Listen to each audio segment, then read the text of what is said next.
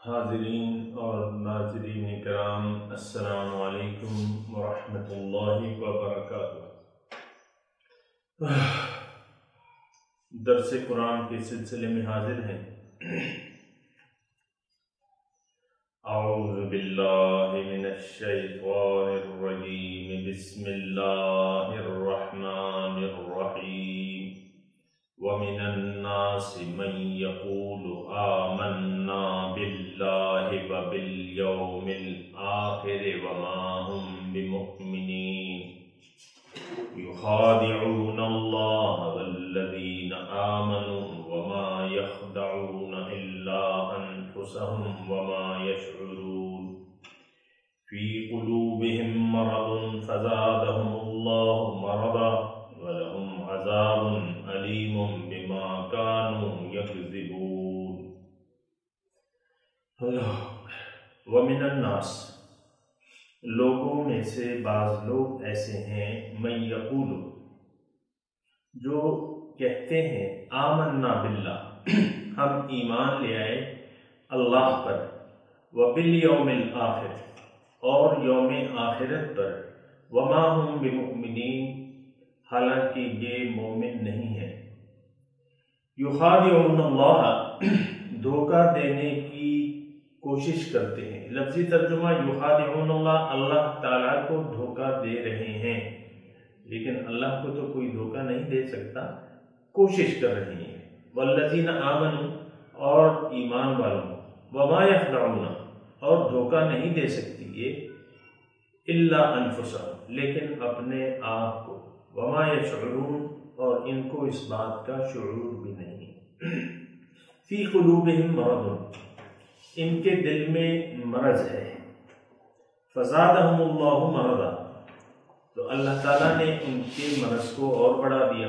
وَلَهُمْ عَذَابٌ عَلِيمٌ، اور ان کے لیے دردناک عذاب ہے، بِمَا كَانُوا يَكْذِبُونَ، بسبب اس تکذیب کے جو وہ کرتے ہیں۔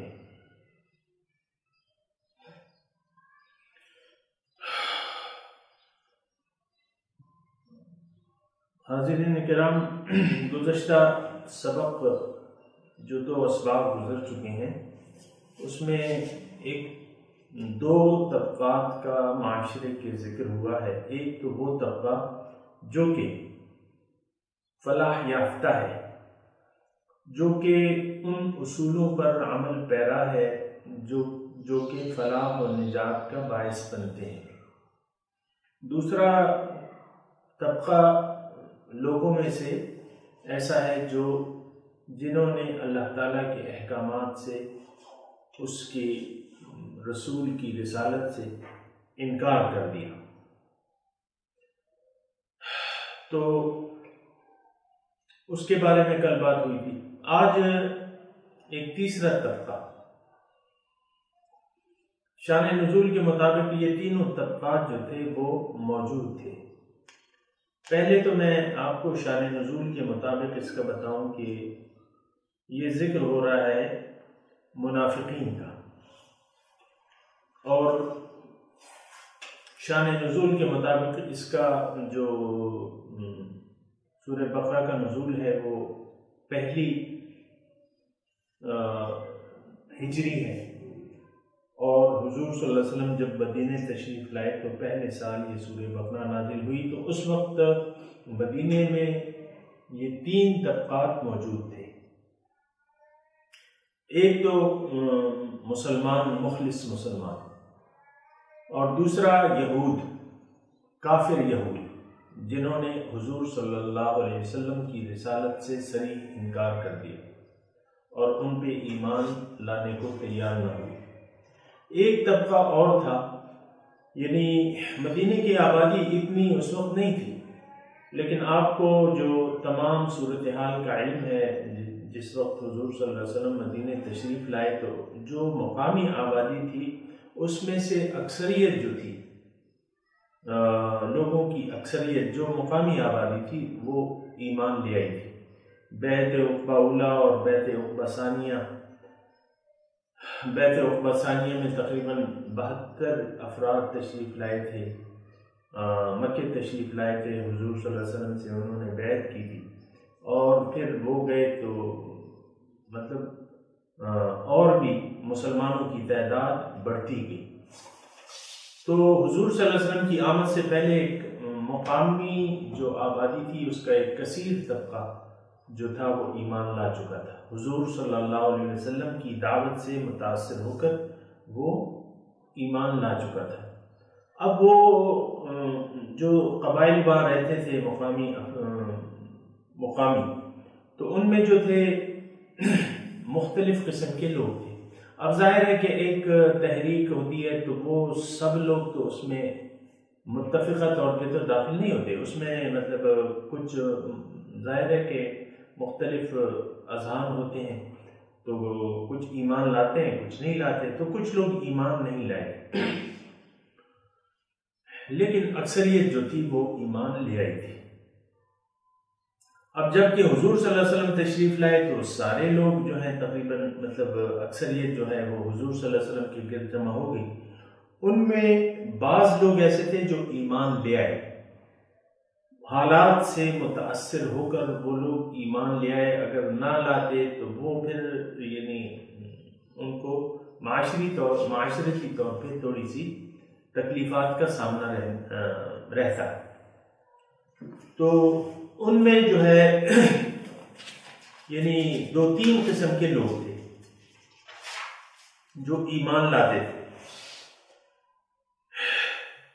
پہلا طبقہ جو تھا وہ تو مجبوراً ایمان لے آئے, یعنی جو مخلص نہیں تھا, اللہ کے رسول کی دعوت سے مخلص نہیں تھا, لیکن وہ اگر ایمان نہ لاتے تو وہ اکیلے پھر رہ جاتے معاشرے میں. تو ان میں سے بعض لوگ ایسے تھے کہ وہ مثال کے طور پہ رئیس المنافقین جو تھا عبداللہ ابن ابی, تو حضور صلی اللہ علیہ وسلم کی آمد سے پہلے متفقہ طور پہ وہ اپنے قبیلے کا سردار چنا جا چکا تھا, اور ایک وہ تھا ایک ایسا شخص تھا جو کہ یعنی جس کے لیے تاج تک تیار ہو گیا تھا, سرداری کا تاج تیار ہو گیا تھا. لیکن جب حضور صلی اللہ علیہ وسلم تشریف لائے تو سارے لوگ ان کے گرد جمع ہو گئے. تو کیا ہوا کہ پھر اس کی سرداری اور وہ تو دری کی دری رہ گئی, تو وہ ایمان نہیں لایا تھا.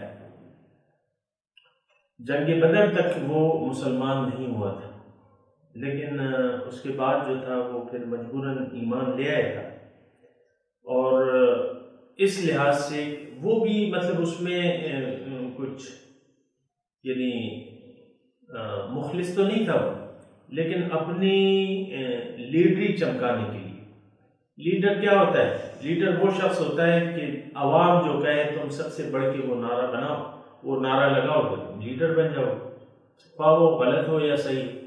تو اس بنا جو ہے وہ ایمان لے آئے تھے, لیکن اس میں وہ جراثیم جو تھے وہ موجود تھے. اپنے یعنی کی ذہنیت تھی وہ موجود تھی, اور خواہشات جو تھیں وہ لیڈری کی کہ تو وہ موجود تھیں اس میں. تو بہرحال ایک طبقہ ایسا تھا. بعض جو تھے وہ اس لیے ایمان لے آئے تھے کہ یہ نئی نئی تحریک ہے, یعنی دل سے انہوں نے اسلام کو نہیں قبول کیا تھا, لیکن اس لیے کہ نئی تحریک ہے اور ہو سکتا ہے اس میں ہمیں کچھ مفادات مل جائیں, تو اس کے لیے مطلب وہ ایمان لے آئے. اور بعض اس میں ایسے تھے کہ یعنی مخلص تو تھے, لیکن وہ یعنی اخلاص ان کا اس درجے کا نہ تھا, اور وہ سختی برداشت کرنے والے نہیں تھے. یعنی جو سختیاں آئیں یا تکلیفیں آئیں مسلمانوں پہ تو وہ اس میں جو ہے وہ پھر ان کا ایمان جو تھا وہ کمزور تھا. اور وہ جو تھے دو اس میں مطلب کفر میں فائدہ ہوتا تو اس طرف جھک جاتے, اسلام میں فائدہ ہوتا تو وہ کہتے کہ بھئی ہم تو مسلمان ہیں. تو اس 2-3 قسم کے منافقین میں وہ تھے, مختلف کیٹیگریاں اور مختلف درجات اس میں ان میں موجود تھے. آج کا جو سبق ہے تو جیسے کہ میں نے الفاظ کی آپ کے سامنے تشریح کی, وَمِنَ النَّاسِ مَن يَقُولُ آمَنَّا بِاللَّهِ وَبِالْيَوْمِ الْآخِرِ وَمَا هُم بِمُؤْمِنِينَ. لوگوں میں سے بعض ایسے ہیں جو کہتے ہیں کہ ہم ایمان لے آئے اللہ پہ اور یوم آخرت پہ، حالانکہ یہ ایمان لانے والے نہیں ہیں۔ وما ہم بمؤمنین۔ ایک تو حاضرین کرام میں آپ کو یہ بتانا چاہتا ہوں، یہ کہنا چاہتا ہوں، اور یہ ایک جو حقیقت ہے وہ یہ ہے کہ اللہ کا کلام جو ہے وہ رہتی دنیا تک کے لیے ہے، بلکہ وہ ہمارے لیے، یعنی رہتی دنیا تک کے لیے ہدایت ہے، اور بلکہ وہ ہمارے لیے، چونکہ اس وقت ہم بیٹھے ہوئے ہیں اور ہم بھی انسان ہیں، تو یہ کیا ہے، یہ انسانوں کا حال اس میں بیان ہو رہا ہے۔ تو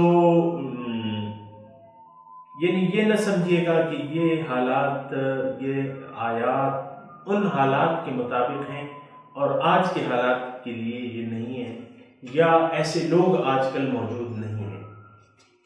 قرآن ہر زمانے کے لیے، ہر دور کے لیے بالکل فٹ ہے، اور ہم تمام لوگوں کے لیے ہے۔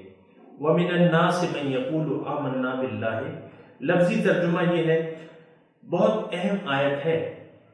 وَمِنَ النَّاسِ، لوگوں میں سے بعض ایسے ہیں جو کہتے ہیں کہ ہم ایمان لے آئے اللہ پہ اور یوم آخرت پہ، اور حالانکہ یہ مومن نہیں ہے۔ وَمَا هُمْ بِمُؤْمِنِينَ۔ اب یہ ہے نا کہ یہ سارا مضمون جو ہے یہ تفصیل سے اللہ تعالیٰ اس پہ بات کر رہا ہے کہ یہ کون لوگ ہیں اور کیا کر رہے ہیں، ان کی ذہنیت کیا ہے۔ تو ہمیں یعنی ہر آیت جو ہے قرآن کی، خواہ مثال کے طور پہ متقین کے بارے میں ہے، یا کافروں کے بارے میں ہے، یا مشرکوں کے بارے میں ہے، یا اہل کتاب کے بارے میں ہے، یا منافقوں کے بارے میں ہے۔ آپ کو میں نے عرض کیا تھا کہ قرآن کی ہر آیت جو ہے ہمیں اس کے ترازو میں دیکھ لینا چاہیے، اس کے معیار میں، کہ ہم اس آیت کے مصداق ہیں، یعنی یہ ہمارے حالات کے مطابق ہے یا ہمارے حالات کے خلاف ہے، اور ہم یعنی اس کے معیار میں پورے اترتے ہیں کہ نہیں۔ یہ بہت ضروری ہے کہ قرآن پڑھتے ہوئے میں اور آپ یہ ذہن نشین کر لیں کہ ہم نے دیکھنا ہے اور قرآن سے ہم نے ہدایت لینی ہے کہ اس میں میرے لیے کیا ہدایت ہے، کیونکہ ظاہر ہے کہ قرآن تو شفا ہے، ہدایت ہے۔ ہم لوگ بیمار ہیں، یعنی روحانی بیماریاں تو ہمیں موجود ہیں، اور ہم قابل اصلاح ہیں، قابل تزکیہ ہیں، تو یہ، اور قرآن جو ہے ہمیں سیدھی راستہ بتاتا ہے۔ تو ہمیں دیکھنا چاہیے کہ قرآن بعض وقت یعنی جو لوگ سیدھے راستے پر نہیں ہیں ان کی تفصیل بیان کرتا ہے، بعض وقت جو سیدھے راستے پر ہیں ان کی تفصیل بیان کرتا ہے۔ تو ہمیں دیکھ لینا چاہیے کہ ہم قرآن کی آیات کے مصداق ہیں یا اس کے خلاف ہیں۔ آج کی جو آیت، پہلی آیت میں نے تلاوت کی، وَمِنَ النَّاسِ مَن يَقُولُ آمَنَّا بِاللَّهِ وَبِالْيَوْمِ الْآخِرِ وَمَا هُمْ بِمُؤْمِنِينَ۔ لوگوں میں سے بعض ایسے ہیں جو کہتے ہیں کہ ہم ایمان لے آئے اللہ پہ اور یوم آخرت پہ، وَمَا هُمْ بِمُؤْمِنِينَ۔ اللہ تعالیٰ فرما رہے ہیں حقیقت یہ ہے کہ یہ مومن نہیں ہے۔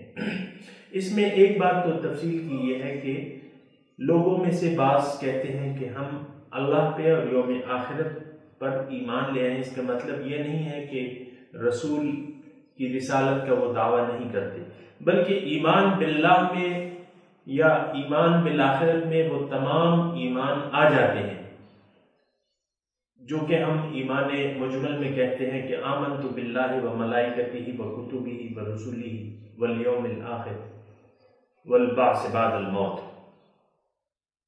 والقدر خیرہ وشرہ من اللہ تعالی والبعث بعد الموت۔ تو اس میں جو یہ لوگ دعویٰ کرتے ہیں من الناس، تھوڑا سا غور کریں، لوگوں میں سے بعض ایسے ہیں۔ اللہ تعالیٰ نے نام لے لیا، جب نام لے لیا کسی زمانے کا نام نہیں لیا، کسی انسان کا نام نہیں لیا، اس کا مطلب یہ ہے کہ لوگوں میں سے تو ہم بھی ہیں۔ تو ہمیں دیکھ لینا چاہیے، جان لینا چاہیے کہ ہمارا حال اس کے مطابق ہے یا ہمارے حال اس کے خلاف ہے۔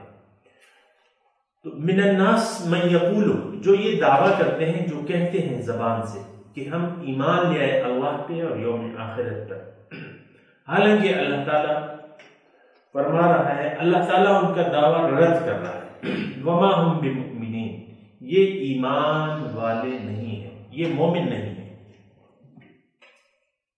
تو مومن نہیں ہے تو پھر یہ ہے کہ یہ کیا ہے، دعویٰ ایمان کا کر رہے ہیں اور اللہ تعالیٰ فرما رہا ہے کہ یہ مومن نہیں ہے، تو سوال پیدا ہوتا ہے کہ یہ کون لوگ ہیں جو زبان سے تو دعوی ایمان کر رہے ہیں لیکن عملاً اس کے خلاف کر رہے ہیں؟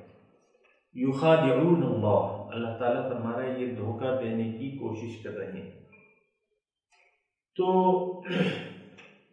یعنی اس کا آگے آیا ہے کہ فی قلوبہم مرض، ان کے دلوں میں بیماری ہے، اس پہ ہم بات کریں گے، لیکن سب سے پہلے نفاق اور منافق انسان جو ہے اس کی یعنی ایک بڑی نشانی یہ ہے کہ وہ جو کہہ رہا ہے وہ اس کے دل میں نہیں ہوتا، دو رخا ہے، جو بات اس کے دل میں ہے وہ زبان پر نہیں ہے، جو زبان پہ ہے اس کے دل میں نہیں ہے۔ تو زبانی دعوی ایمان تو یہ لوگ کر رہے ہیں لیکن ان کا دل جو ہے ایمان سے خالی ہے۔ وما ہم بمؤمنین کا مطلب یہ ہے کہ ان کا دل ایمان سے خالی ہے، یقین سے خالی ہے، ایمان سے خالی ہے۔ حاضرین کرام، اگر میں مختصر طور پہ یعنی بجائے الفاظ کو الجھانے کے اگر تھوڑی سی مختصر الفاظ میں آپ کو میں بتاؤں کہ منافق کون ہوتا ہے۔ منافق ہر وہ شخص ہے جو دین کے مقابلے میں دنیاوی مفاد کو ترجیح دیتا ہے۔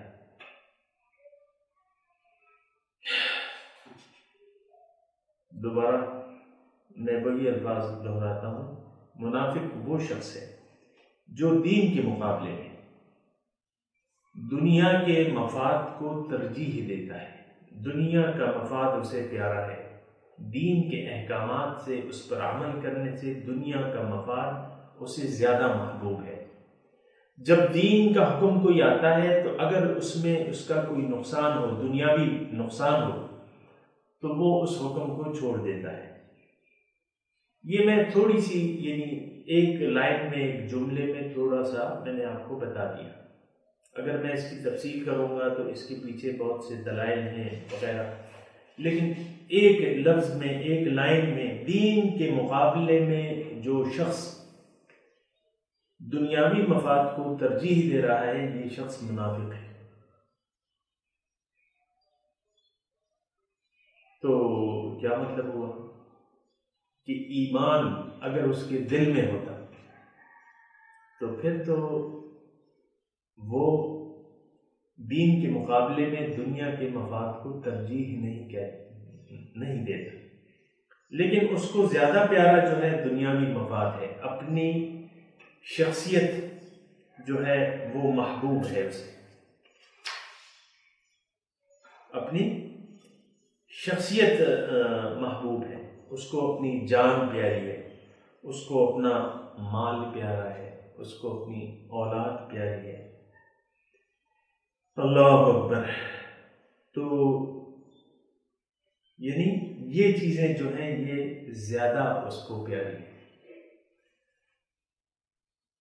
تو حاضرین کرام، یہ ایک ایسی بات ہے جو اس میں اللہ تعالیٰ بھی لگی لپٹی نہیں چھوڑتا، اور یعنی اللہ تعالیٰ صاف صاف ایسے لوگوں کو کہتا ہے کہ اگر تمہیں یہ چیزیں پیاری ہیں اللہ اور اس کے رسول سے، دوسری جگہ آیت ہے اس کا متن بھی یہی ہے، قُلْ إِنْ كَانَ آبَاؤُكُمْ وَأَبْنَاؤُكُمْ وَعَشِيرَتُكُمْ وَأَمْوَالٌ اقْتَرَفْتُمُوهَا وَتِجَارَةً تَخْشَوْنَ كَسَادَهَا أَحَبَّ إِلَيْكُمْ مِنَ اللَّهِ وَرَسُولِهِ فَتَرَبَّصُوا حَتَّى يَأْتِيَ اللَّهُ بِأَمْرِهِ۔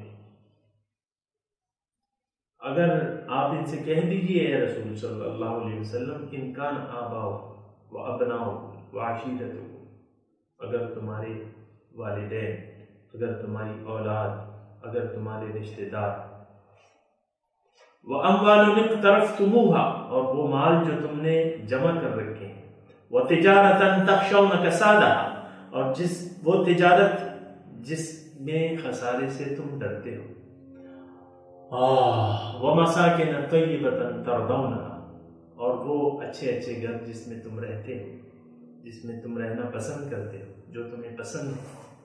احب الیکم من اللہ ورسولہ فتربصوا، اگر تمہیں اللہ اور اس کے رسول سے یہ چیزیں زیادہ پیاری ہیں تو بس انتظار کرو.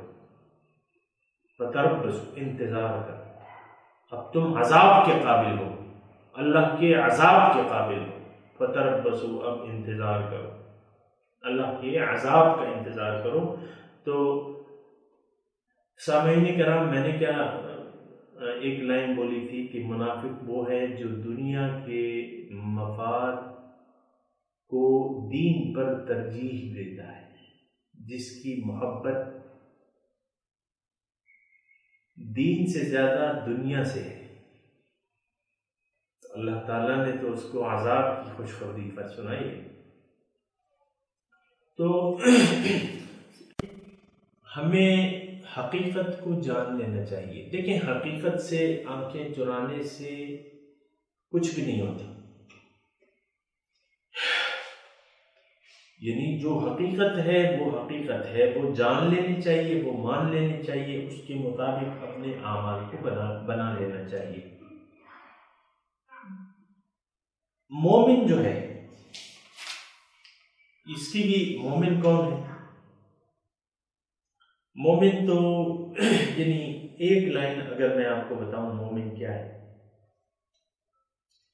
مسلمان وہ ہے جو کہتے میں مسلمان ہوں، دل سے کہتے ایمان لیا ہے دل سے، اور پھر اس کے راستے میں اب ظاہر ہے کہ اللہ تعالیٰ کی پھر رضا پہ آپ کو چلنا پڑے گا.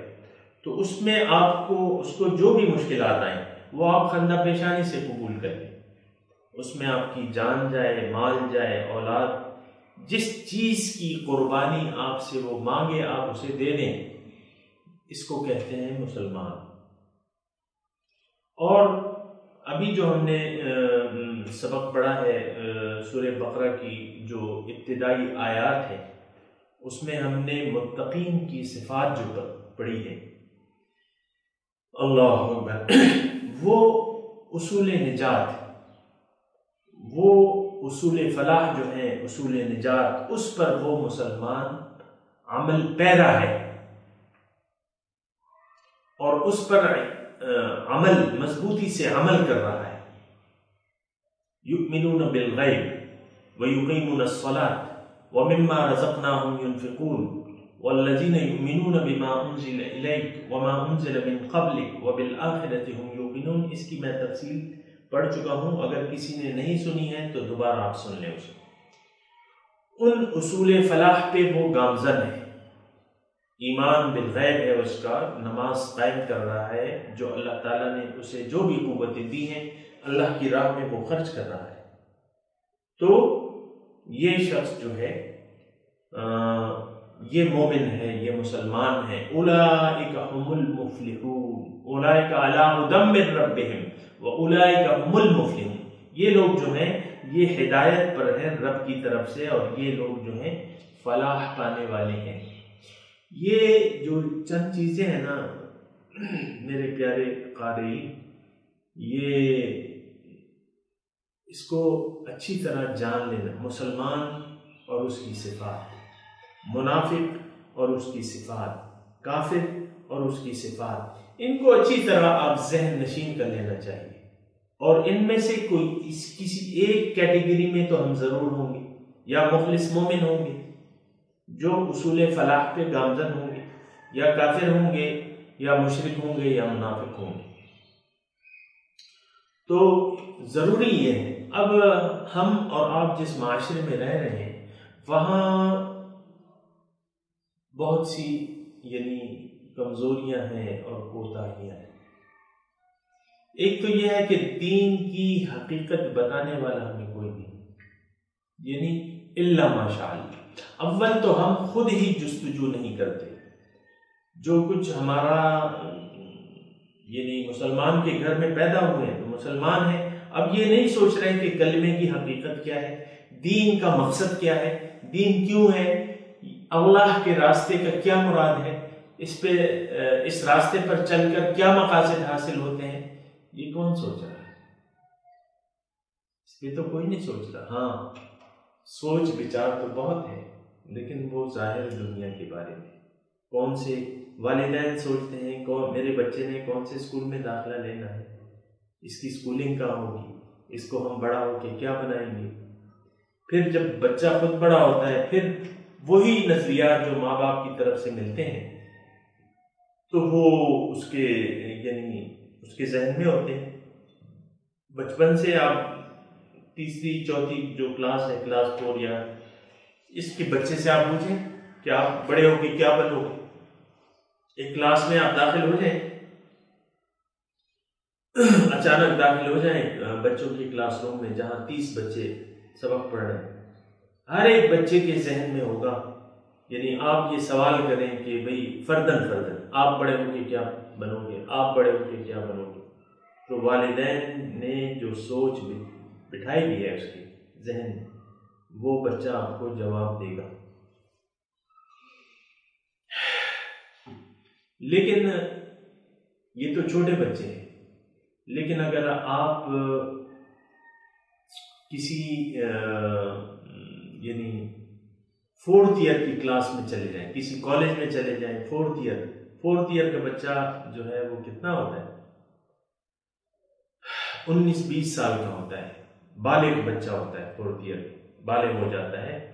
اس میں جا کے اگر آپ سوال کریں کہ بچوں بتاؤ، لڑکوں بتاؤ، اے بالغ ہو تم یہ بتاؤ کہ اللہ تعالیٰ نے تمہیں کیوں پیدا کیا ہے، تمہاری زندگی کا مقصود کیا ہے، تم نے زندگی کیوں گزارنی ہے،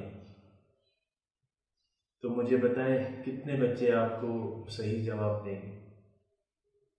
1% بھی آپ کو یعنی درست جواب نہیں ملے گا، صحیح جواب نہیں ملے گا۔ کیوں؟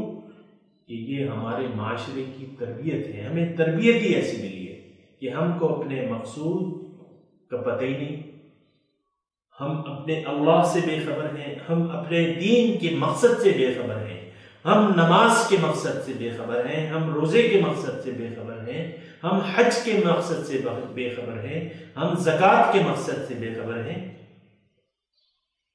تو پھر کیا نتائج ہم حاصل کر سکیں گے اپنی زندگی؟ دیکھیں زندگیاں گزر جاتی ہیں، ہم عام روٹین کے مطابق زندگی گزار دیتے ہیں، کھانا پینا روزگار، رہنا کھانا پینا پہننا، اس کے علاوہ کوئی مقصود ہے ہمارا زندگی میں؟ بہت کم، نہیں، لیکن جاگنا پڑے گا، خود جاگنا پڑے گا اور دوسروں کو جگانا پڑے گا، اپنی منزل بنانی ہوگی زندگی کی۔ کیوں کہ ایک مرتبہ یہ زندگی آپ کو دی گئی ہے، آپ کو اور مجھے، اس کے بعد اور چند دن باقی ہیں، متاع قلیل، تھوڑا وقت ہے، یہ عارضی فائدہ ہے، یہ جو کچھ بھی ہم کر رہے ہیں کچھ بھی یہاں سے آپ نہیں لے جا سکتے۔ جب آدمی مرنے کے قریب ہوتا ہے تو کچھ وہ تیاری کرتا ہے کہ یار یہ میں نے جو پیسے کمائے ہیں یہ کیا ہے وہ کیا ہے، کچھ بھی نہ لے جا سکتا ہے اور نہ اس کے ساتھ قبر میں کچھ رکھا جاتا ہے، کفن میں جیب نہیں ہوتی، اس کا مطلب یہ ہے کہ خالی ہاتھ جانا پڑے گا۔ ہاں، اعمال ہمارے اچھے یا برے ہمارے ساتھ ہوں گے۔ تو ناظرین کرام، مذاق کی بات نہیں ہے، سوچنے کی بات ہے۔ زندگی سے کچھ حاصل کر لیں، کسی مقصد کے لیے گزاریں، سوچیں، سمجھیں، سوال کریں، تلاش کریں اور سچ کے لیے زندگی گزاریں، سچوں کا اپنے آپ کو ساتھی بنا لیں۔ یا ایھا الذین آمنوا اتقوا اللہ وکونوا مع الصادقین، اے لوگو، اے ایمان والو، اللہ کی نافرمانی سے، اس کی ناراضگی سے بچو اور اس کا طریقہ کیا ہے؟ کونوا مع الصادقین، سچوں کی معیت اختیار کر لو، کیونکہ سچ تو آپ کو سچوں کے پاس سے ملے گا، جھوٹوں کے پاس سے آپ کو تو سچ نہیں مل سکتا۔ سچ اگر سمجھنا ہے، سیکھنا ہے، تو سچوں کے پاس جانا ہوگا۔ کونوا مع الصادقین، سچوں کی معیت اختیار کر لیں۔ بہرحال اس کی بات ہو رہی تھی کہ منافقوں کی بات ہو رہی تھی جو کہ زبانی دعوی ایمان کر کے اپنے آپ کو دھوکہ دینے کی کوشش کر رہے ہیں۔ وما يخدعون الا انفسهم، باقاعدہ میں پھر تشریح پہ آؤں گا، لیکن اللہ تعالیٰ فرما رہا ہے یہ تو کس کو دھوکہ دے رہے ہو بھائی؟ تم تو دھوکہ، اللہ کو تو دھوکہ دے ہی نہیں سکتے۔ ہاں، معاشرے کو تم دھوکہ دے سکتے ہو، معاشرے کو دھوکہ دے سکتے ہو، کلمہ زبان سے کلمہ پڑھ کے، جبکہ دل میں آپ کے ایمان نہ ہو، معاشرے کو دھوکہ دے سکتے ہو۔ اور یہ شریعت کا اصول ہے کہ جو زبانی کلمہ پڑھے اسے آپ کافر نہیں کہہ سکتے۔ وَلَا تَقُولُوا لِمَنْ أَلْقَى إِلَيْكُمُ السَّلَامَ لَسْتَ مُؤْمِنًا، اللہ تعالیٰ کا حکم ہے کہ جو تمہیں سلام کرے اس کو یہ نہ کہو کہ تم مومن نہیں ہو۔ ظاہر شریعت میں بے شک یہ لوگ جو زبان سے کہتے ہیں اقراری ہیں، ظاہر شریعت میں ان کو وہ تمام قوانین جو ہیں، وہ تمام حقوق حاصل ہوں گے جو کہ ایک مسلمان کو، اور اس کو مسلمان مانا جائے گا۔ لیکن اللہ کے دربار میں یہ اللہ کو زبان سے کچھ کلمات ادا کر کے دھوکہ نہیں دے سکتے۔ ہاں، اپنے آپ کو دھوکہ دے رہے ہیں، یا یعنی اپنے آپ کو دیکھیں، ہم اپنے آپ کو دھوکہ دے رہے ہیں۔ وما يخدعون الا انفسهم، اپنے آپ کو دھوکہ دے رہے ہیں۔ وما يشعرون، ان کو شعور بھی نہیں۔ ناظرین کرام، ایک عقل ہوتی ہے اور ایک شعور ہوتا ہے۔ شعور جو آپ کی آنکھ دیکھے اور کان سنے، اس کو شعور سے تعبیر کیا جاتا ہے۔ شعور تو ان کو، ایسے لوگوں کو شعور تک نہیں ہے، یعنی یہ نہ حقیقت دیکھ رہے ہیں نہ حقیقت سن پا رہے ہیں۔ آگے مضامین میں اس کی وہ آئے گی کہ سم بکم عمی فہم لا یرجعون، لیکن اس وقت یہاں وما یشعرون، ان کو شعور نہیں ہے۔ شعور کس چیز کا نہیں کہ بھئی ایمان تو اس زبانی کلمات کا نام نہیں ہے، ایمان تو دل سے اقرار کا نام ہے۔ اللہ تعالیٰ نے قرآن میں ایک آیت ہے، وَقَالَتِ الْأَعْرَابُ آمَنَّا، اعراب کہتے ہیں کہ ہم ایمان لے آئے۔ دیہاتی اعراب اے رسول آپ کے پاس آ کے دعویٰ کرتے ہیں، آمنا، ہم تو ایمان لے آئے، ہمیں بھی وہ حقوق چاہیے۔ تو اے فرما دیجئے کہ قُلْ لَمْ تُؤْمِنُوا، تم ایمان ہرگز نہیں لائے، لَمْ تُؤْمِنُوا وَلَكِنْ قُولُوا أَسْلَمْنَا، اتنا کہو کہ ہم مسلمان ہو گئے ہیں، یعنی ہم نے اسلامی حکومت کی اطاعت قبول کر لی ہے۔ اور مومن اس لیے نہیں ہو، صاحب ایمان اس لیے نہیں ہو کہ وَلَمَّا يَدْخُلِ الْإِيمَانُ فِي قُلُوبِكُمْ، چونکہ ایمان تمہارے دل میں نہیں ہے اس لیے تم مومن بھی نہیں ہو، حقیقت میں تم مومن نہیں ہو۔ یہاں بھی سامعین کرام، یہاں بھی انہی لوگوں کا تذکرہ ہے، وَمِنَ النَّاسِ مَن يَقُولُ آمَنَّا بِاللَّهِ وَبِالْيَوْمِ الْآخِرِ وَمَا هُمْ بِمُؤْمِنِينَ، لوگوں میں سے بعض ایسے ہیں جو کہتے ہیں کہ ہم ایمان لے آئے اللہ پہ اور یوم آخرت پہ، یعنی ہم سب مانتے ہیں، لیکن ما ہم بمؤمنین، اللہ تعالیٰ فرما رہے ہیں کہ یہ صاحب ایمان نہیں ہے، ان کے دل میں ایمان نہیں ہے، ان کے دل میں ایمان داخل تک نہیں ہوا۔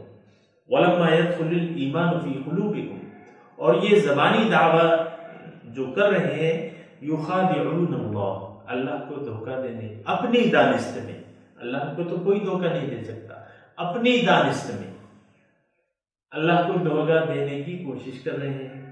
وَالَّذِينَ آمَنُوا، اور ایمان والوں کو، کیونکہ ایمان والے تو حسن ظن سے کام لیتے ہیں، لیکن ما يخدعون الا انفسهم، یہ دھوکہ نہیں دے رہے یا دے سکتے اپنے آپ کو۔ حاضرین کرام، اگر آپ برا نہ مانیں تو آج اس دھوکے میں ہم سب مبتلا ہیں اور اپنے آپ کو زبان سے کلمہ پڑھ کے دھوکہ دینے کی کوشش کر رہے ہیں، کیونکہ ایمان کے تقاضوں پر تو ہم نہیں چل رہے۔ یعنی میں تو اپنے آپ کا اگر محاسبہ کروں کہ ایمان کے تقاضے کیا ہیں، والذین آمنوا اشد حبا للہ، ایمان والے تو اللہ سے شدید محبت کرتے ہیں۔ ہماری محبتیں آپ دیکھ لیں کس کے لیے ہیں؟ یہ ظاہر کے لیے ہے محبت، جس ظاہر میں ہم رہ رہے ہیں، یہ میری بیوی ہے، یہ میرا شوہر ہے، یہ میرے بچے ہیں، یہ میری مال دولت ہے، یہ میرے بھائی بہن والدین، یہ میرا دوست ساتھی یار آشنا، اور پھر جو ہے یہ میرا کاروبار ہے، یہ میرا گھر ہے، یہ میری ایک جنت ہے جس میں میں رہ رہی ہوں۔ بعض لوگ کہ بھئی اپنی جنت جو ہے، بعض وقت وہ اخبار میں اشتہارات آتے ہیں نا، وہ جو پلاٹ جو کوئی ٹاؤن بناتے ہیں، اچھا سا ٹاؤن، پھر اپنی جنت خود آباد کیجیے، اس میں یہ وہ لوگ کہتے ہیں کہ اپنی جنت ہم نے بستی بنائی ہے، آپ اپنی جنت خود اس میں آگے تعمیر کیجیے۔ تو یہ جنت یعنی اصل میں ہمارا سامعین کرام، ہمارا جو مقصد دنیا ہے تو وہ تو سارا ظاہر ہے۔ پھر ہماری یعنی یہ بات ساری سوچنے کی ہوتی ہے کہ مثال کے طور پہ کہ بیوی ہے، وہ لڑاکا ہے، اور بات پہ جو ہے وہ غصے ہوتی ہے، یہ ہوتی ہے، تو شوہر کہتا ہے کہ بھئی تم نے تو اس گھر کو دوزخ بنا دیا ہے میرے لیے، یا شوہر جو ہے وہ ایسا ہوتا ہے، تو پھر بیوی کہتی ہے کہ بھئی میں تو دوزخ میں رہ رہی ہوں۔ یعنی جنت اور دوزخ ہم، یعنی اگر آپ برا نہ منائیں تو ہم اچھا گھر جہاں بیوی بھی آپ کی ہم خیال ہو، بچے وغیرہ سب، ہم سمجھتے ہیں کہ ہم ایک جنت میں رہ رہے ہیں۔ تھوڑے سے ان تصورات سے باہر آ جانا چاہیے۔ بیوی شوہر جیسا بھی آپ کو ہو، لیکن جنت دوزخ تو یہ نہیں ہے۔ دنیا جو ہے مومن کے لیے ایک جیل خانے کی حیثیت رکھتی ہے، حضور کے فرمان کے مطابق، کیونکہ اس میں آپ پابند ہوتے ہیں، جیل میں آپ پابند ہوتے ہیں۔ تو چونکہ پابندیاں ہیں، شریعت کی پابندیاں ہیں، تو پھر یہ ہے کہ ایک جیل خانے سے مراد ہے، اور یہاں وہ بھی آرام اور آسائش جو ہمیں اللہ تعالیٰ جنت میں عطا فرمائیں گے، یہاں تو ہمارا ہے نہیں، وہ تو ہمارے تصورات بہت زیادہ محدود ہیں۔ ہم ایک سکون کی تلاش میں ہیں، تو سکون ہمیں پیسے میں ملتا ہے، سکون ہمیں اچھی بیوی میں ملتا ہے، سکون ہمیں یعنی ہمارے خیال میں بیوی اچھی ہو تو ہمیں سکون مل جائے گا، پیسے زیادہ ہوں تو سکون مل جائے گا، شوہر اچھا ہو تو سکون، اولاد اچھی ہو تو سکون مل جائے گا، گھر اچھا ہو رہنے کا تو سکون مل جائے گا۔ ان چیزوں سے تھوڑا سا باہر آ جانا چاہیے۔ اللہ کی رضا بہت بڑی نعمت ہے، بہت بڑی چیز ہے۔ اللہ کی ناراضگی جو ہے، اس کا غصہ بہت یعنی ناکارہ چیز ہے۔ تو اللہ تعالیٰ انسانوں پر غصہ بھی ہوتا ہے، ناراض بھی ہوتا ہے اور راضی بھی ہوتا ہے، اور وہ اس نے کن چیزوں سے راضی ہوتا ہے یا ناراض ہوتا ہے وہ اس نے قرآن میں لکھ دیا ہے۔ تو تھوڑا سا نظریات کو اپنے چینج کر لینا چاہیے، بدل لینا چاہیے، کیونکہ جہاں ہم جا رہے ہیں، جس رخ پہ جا رہے ہیں، جس منزل پہ جا رہے ہیں، وہ ہماری اگلی منزل جو ہے، اگلا پڑاؤ جو ہے انشاءاللہ عالم قبر ہے۔ عالم قبر میں انشاءاللہ ہم نے رہنا ہے قیامت تک کے لیے، اور وہ منزل جو ہے جب ہم عالم قبر میں انشاءاللہ جلدی پہنچ جائیں گے، اس کے بعد کیا ہوگا کہ اس کے بعد آپ سے یعنی آپ کی کیا چیز کام آئے گی؟ آپ کا وہ طرز عمل، آپ کی وہ سوچ، آپ کا وہ ایمان، وہ آپ کے کام آئے گا۔ اگر ایمان آپ کا ظاہر پہ ہے، یقین آپ کا ظاہر پہ ہے، اور آپ کی محبتیں ظاہر کے لیے ہیں، تو پھر تو برا انجام ہے، جو کہ قرآن میں اللہ تعالیٰ نے کہہ دیا۔ لیکن ایمان باللہ ہے اگر آپ کا، اور اللہ تعالیٰ کی رضا اور آپ کا نصب العین بن چکی ہے زندگی کا، تو پھر جو ہے حسن مآب، اچھا ٹھکانہ ہے آپ کا۔ تو اگلا پڑاؤ جو ہے ناظرین کرام، اگلا پڑاؤ انشاءاللہ ہمارا عالم قبر میں ہوگا۔ تو زیادہ فکر جو ہے وہ اس کی کرنی چاہیے نسبتاً، ہم زیادہ فکر تو دنیا کی کرتے ہیں۔ حضور صلی اللہ علیہ وسلم فرماتے ہیں کہ دنیا کے لیے اتنی کوشش کرو جتنا تمہیں اس میں رہنا ہے، اور آخرت کے لیے اتنی کوشش کرو جتنا تمہیں آخرت میں رہنا ہے۔ تو ظاہر سی بات ہے کہ دنیا تو چند روزہ ہے، اس کے بعد جو ہے ہم جائیں گے عالم قبر میں جائیں گے، اس کے بعد عالم حشر ہوگا، اس کے بعد اپنے اپنے ٹھکانوں میں جائیں گے، جو بھی ہوگا۔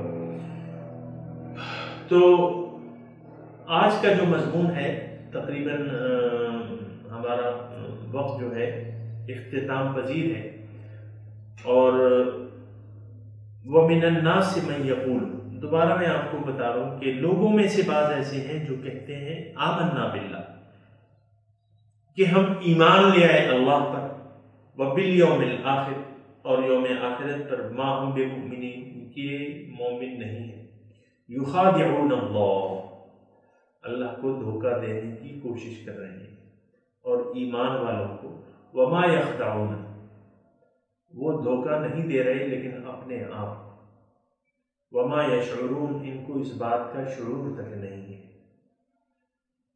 تو قارئین کرام، ہمیں تھوڑا سا مطلب یہ ہے کہ ضرور سوچنا ہوگا کہ ہم کس طرف جا رہے ہیں، اور آیا ہمارا دعویٰ جو ہے، دعویٰ ایمان، ظاہر ہے کہ میرے جو فی الحال سامعین ہیں یا ناظرین ہیں، ان کا تعلق تو اسلام سے ہے۔ اس وقت میرے فی الوقت جو میرے ناظرین ہیں یا سامعین ہیں، اس میں غیر مسلم کوئی نہیں ہے، سارے مسلمان ہیں۔ تو جب مسلمان ہیں تو جو آیات قرآن ہے اس کے ترازو میں، یہ ایک ترازو ہے، اس میں ہمیں اپنے آپ کو تولنا ہوگا کہ آیا ان لوگوں میں تو ہم شامل نہیں ہیں۔ اب اس میں ہمارا محاسبہ کیسا ہوگا کہ اب ان آیات کا یعنی جو خلاصہ بنتا ہے یا تفسیر کا، وہ یہ ہے کہ یہ ایمان والے اس لیے نہیں ہیں کہ ایمان ان کے دل میں داخل نہیں ہے، وَلَمَّا يَدْخُلِ الْإِيمَانُ فِي قُلُوبِهِمْ، ایمان جو ہے وہ دل کی چیز ہے، یقین۔ ایمان کا مطلب کیا ہے؟ یقین۔ یقین جو ہے اس کا تعلق دل سے ہوتا ہے۔ آپ کا دل سے جس بات پر یقین ہو، ایمان ہو، آپ وہی کام کرتے ہیں۔ دین اسلام کو ہم مانتے ہیں اور اس کا دعویٰ کرتے ہیں، کلمہ توحید پڑھتے ہیں، کلمہ شہادت پڑھتے ہیں، لیکن دیکھنا یہ چاہیے کہ آیا ہمارے اعمال ہمارے قول کے مطابق ہیں کہ نہیں۔ اور جو آپ کو میں نے ایک جو جملہ بتایا، جو منافقوں کے بارے میں ایک جملہ کہ وہ دین کے مقابلے میں دنیاوی مفاد کو ترجیح دیتے ہیں۔ یہ قارئین ایسی بات ہے کہ کوئی اس کو یعنی اس کی تکذیب نہیں کر سکتا، دنیا کے مفاد کو ترجیح دیتے ہیں۔ آپ کو میں نے گزشتہ ایک اس میں بتایا بھی تھا کہ ایک آیت قرآن کی آپ کے سامنے میں نے پیش کی تھی، دوبارہ میں پیش کر دیتا ہوں، اور وہ آیت میں جو بات کہہ رہا ہوں آپ اس تناظر میں آپ دیکھیں گے تو پھر آپ دیکھیں کہ کیا نتیجہ حاصل ہوتا ہے۔ اللہ تعالیٰ فرماتا ہے فَأَمَّا مَن طَغَىٰ وَآثَرَ الْحَيَاةَ الدُّنْيَا، جس نے سرکشی کی راہ اختیار کی۔ دیکھیں ایک تو صراط مستقیم ہے اور دیگر راستے جو ہیں وہ ٹیڑھے، تو جو دیگر راستے ہیں ان پہ اگر انسان چلے تو اس کا مطلب یہ ہے کہ وہ سرکشی اختیار کر کے ہی دوسرے راستوں پر چلے گا، سرکشی اختیار کر کے ہی دوسرے راستوں پر چلے گا۔ فَأَمَّا مَن طَغَىٰ، جس نے سرکشی کا راستہ اپنایا، صراط مستقیم کو چھوڑ کے غلط راستوں پر چلا۔ وَآثَرَ الْحَيَاةَ الدُّنْيَا، اللہ تعالیٰ فرماتے ہیں کہ اب کیا ہوگا جس نے سرکشی کا راستہ اختیار کیا۔ وَآثَرَ الْحَيَاةَ الدُّنْيَا، اس نے اب یہ کر کیا رہا ہے، اس نے دے دی دنیا کی زندگی کو، دنیاوی مفادات کو اس نے ترجیح دے دی۔ آثَرَ الْحَيَاةَ الدُّنْيَا فَإِنَّ الْجَحِيمَ هِيَ الْمَأْوَىٰ، تو اب اس کا نتیجہ کیا ہوگا؟ دیکھیں یہاں کافر اور اس آیت میں کافر اور مومن کا کوئی تذکرہ نہیں، اس میں وہ صفات کا تذکرہ اللہ پاک کر رہا ہے، اور کافی ایسی جگہ ہیں جس میں صفات کے تذکرے پہ اس کا انجام کا ذکر ہوتا ہے، تو اس میں جو ہے مسلمان و مومن کی کوئی وہ نہیں ہے، قید نہیں ہے۔ من طغیٰ، جس نے بھی سرکشی اختیار کی، اب وہ چاہے جو زبانی طور پہ کلمہ بھی پڑھتا ہے، چاہے وہ جو کچھ بھی کہتا ہے، زبان کا اعتبار نہیں ہے۔ طغیٰ وآثر الحیاۃ الدنیا، اس نے سرکشی کی راہ اختیار کی اور دنیا کی زندگی کو ترجیح دے دی، تو بس اس کا ٹھکانہ جو ہے جہنم ہے۔